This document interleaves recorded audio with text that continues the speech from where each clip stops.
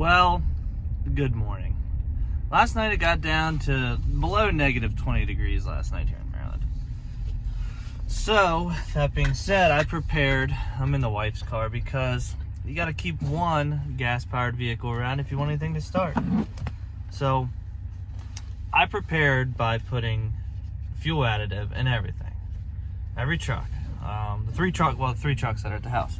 2015 Duramax, the 99 F350, and the 08 Cummins. I drove the 08 Cummins last night, and it blew a trans line. I'm guessing because of how cold it was. The line must have been brittle, blew a line.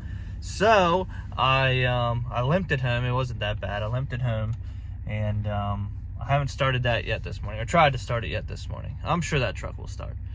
But the 15 Duramax will not start, and the 7.3 will not start, which isn't a big deal. I want to get the Duramax started. So I had put Howell's in because I put a chart up from, I think his channel's called Project Farm. He did a really awesome video on anti-gels. So I put that chart up, and it shows that Hot Shot Secrets was the best, and then it was Howell's, and then I can't remember the rest of the chart. I might put it up if I remember here. So that's just for like anti-gel in a full, like in a tank of fuel. Now I got some diesel 911 with me. That's why I'm out. I'm gonna put a little bit. The Duramax starts and then it shuts off. I'm guessing it's sucking the rail dry because it's like gelled up in the filter a little bit. And those Duramax fuel filters are a pain in the butt to change, and I really don't want to do that in this weather today. But I need to at least have a truck to drive, which would have been the Cummins had it not busted a trans line. So we're gonna run home and see if we can't get this thing started now. I didn't plug the Duramax in last night, but it is plugged in now. It's been plugged in for about 2 hours now, and has more Howells in the tank. And then we're gonna put some diesel 911 in, and if I have to, I will pull the fuel filter off, which I really don't want to do. So I'll check in with you guys when we get home, and we'll see what starts and what doesn't.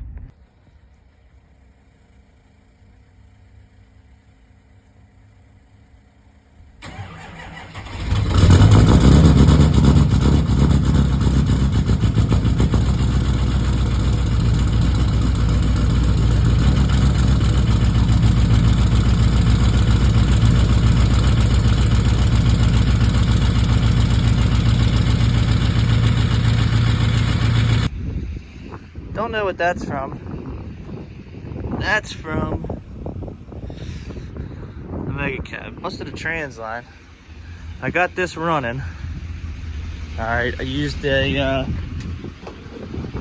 little bit of 911, cranked it, let it sit, cranked it again, and it finally started up. But we've got the kids today, so I don't want to take this. We're just going to take the Yukon. It did come up to 10 pretty good. I'm not gonna risk it with kids in the car when it's below 0, so shut this off. See if it starts back up. Beautiful. That's one running. Next project's gonna be the old 7.3, but that's for another time. Well, this one started after being plugged in for a couple hours. See, this one's got the mirrors folded in. This one got towed home today. Dad figured he'd take this one, being the better of the two,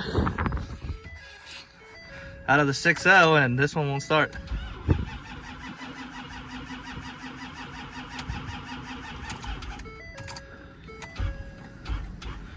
Now batteries are dead in it. Oh, got diesel 911 in it, and battery tender on it. See if it'll start it off.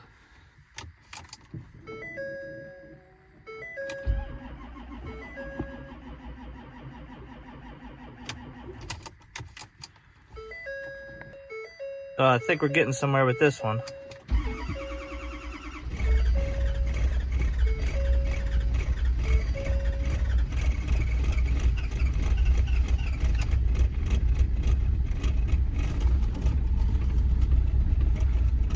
smoking. She She ain't happy.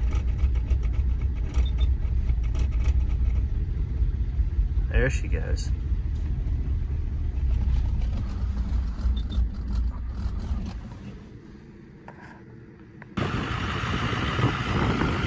The old trusty steed.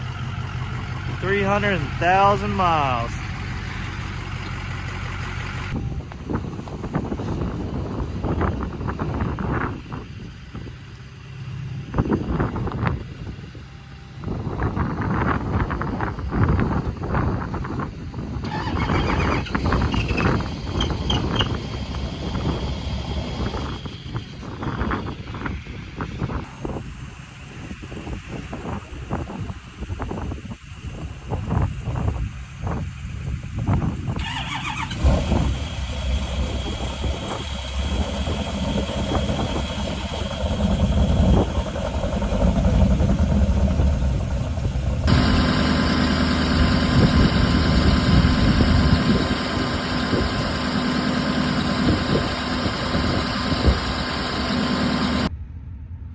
Oh, getting late again here. 7.3, still not started.